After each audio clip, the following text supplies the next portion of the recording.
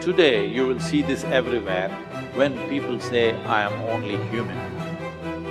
They are talking about limitations of being human. They are not talking about the possibilities of being human, isn't it? If we are the most intelligent species on the planet, if we are the most capable species on the planet, should we be talking about our possibilities or should we be talking about our limitations? You are the sum total of all of the choices that you've made up until now. And anything about yourself or your life that you don't like, or isn't working, or is mobilizing you, is to be looked at in terms of, can I grow? Rather than, why did I do it, or isn't this wrong? I don't like what I've done. I don't like the fact that I can't do this well, or I can't do that well. So I will list these things in my own repertoire, and then I will be constantly trying to repair those deficiencies, always assuming that I'm deficient, that there's something wrong with me, and I'm trying to fix it.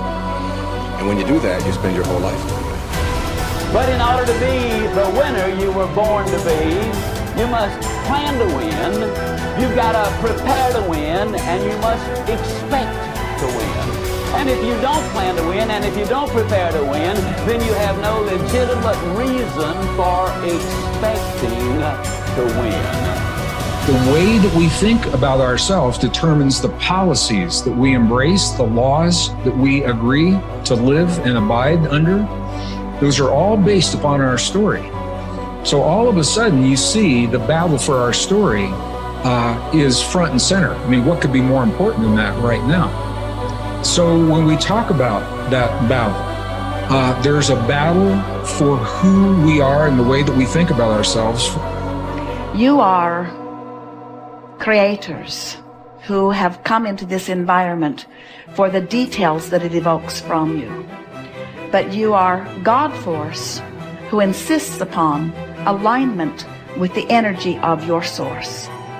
And it is our knowing that as you move forward from this day, never again will you feel negative emotion without blessing the importance of it. Because in the negative emotion is the indication that you are setting forth for this universe expansion.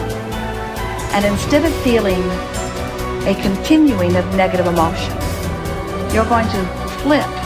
You're going to take the bounce. You're going to feel the solution that your problem has pointed. So then as you begin to think about a new possibility, and your brain begins to fire in new sequences and new patterns and new combinations, and you begin to plan your behaviors, and you begin to review in your mind, mentally rehearse who you're going to be in your life, the mere action of mental rehearsal begins to install the neurological circuits in your brain. Now your brain is no longer a record of the past. Now it's in fact a map to the future. And if you were then to begin to emotionally embrace your future before it's made manifest, in other words, you're not waiting for your healing to feel wholeness.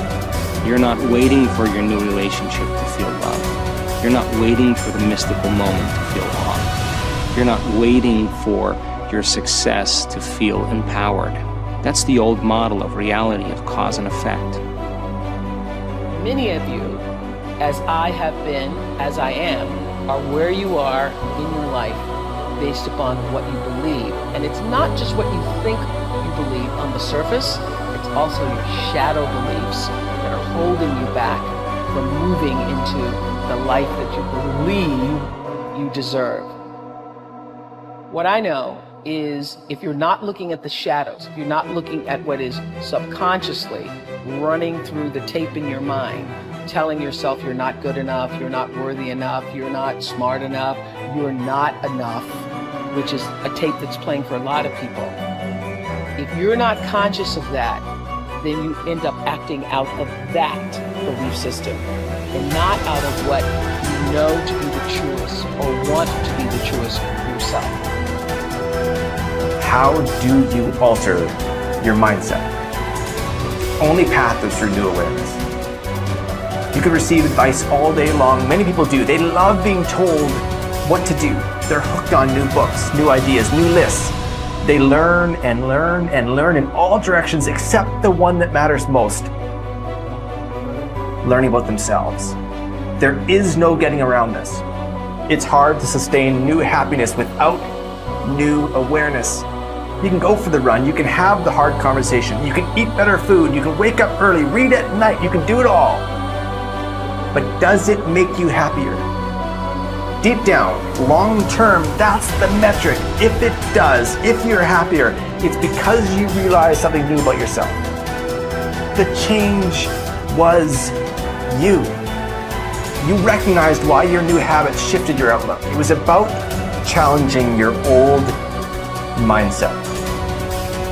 We started with this idea that now was the time. It was the time to do more, to do better, to create the change and go for it, do it. If now is the time for change, make the change, but recognize what you are truly seeking.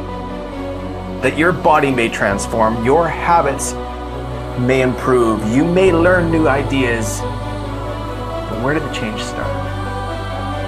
What was behind it all? It's always your mindset. If we control where awareness goes, we're controlling where energy is flowing. And if we're controlling where energy is flowing, we're controlling what's manifesting in our life. This is a great secret to learn. This is something that I've learned in the monastery. My guru shared with me that's really changed my life. Because I've realized that all I need to do is control where my awareness goes. And if I can control where my awareness goes, I can control where my energy is flowing. And if I can control where my energy is flowing, I can control what is manifesting in my life. And therefore I can even choose to create positive things in my life or negative things in my life. If you want to enjoy self-confidence on the outside, you must practice complete integrity on the inside. The foundation of self-confidence is for you to live your life consistent with your innermost values and principles, while thinking and acting in harmony with your highest aspirations. Men and women with the most solid self-confidence are those who are absolutely clear about what it is they believe to be right and good and worthwhile, and who live their lives consistent with these values. Everything they do or say is an expression of their innermost convictions.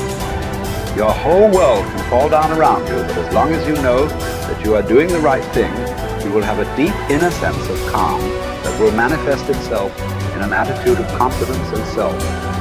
In an attitude of confidence and self-assurance in any situation. You will have many ups and downs in life. But what is most important is that you remain true to yourself.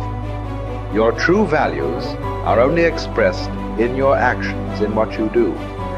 You can tell what you truly believe by observing what you do in any situation in which you have to make a choice, especially when you are under stress and pulled in two directions at once, with opposing demands or responsibilities. This is when your true values are revealed.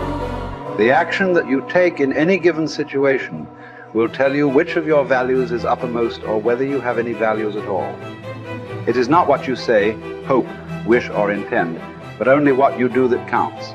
Your choices of the actions you take tell you unerringly who you really are. You can develop within yourself a superb set of values by acting as though you already had those values. You can develop integrity and courage and compassion and confidence by behaving as though you already had these qualities.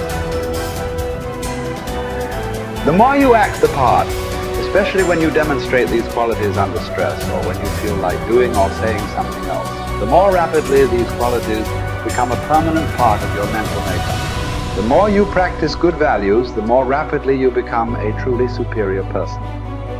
The keys to developing the unshakable self-confidence that will make everything else possible for you are self-control, self-mastery, and self-discipline. Self-confidence can come directly by behaving in a self-confident manner, but more often it comes indirectly by doing and saying the things and practicing the behaviors that lead to self-confidence. The most important self-development behavior is living consistently with your highest values at every opportunity.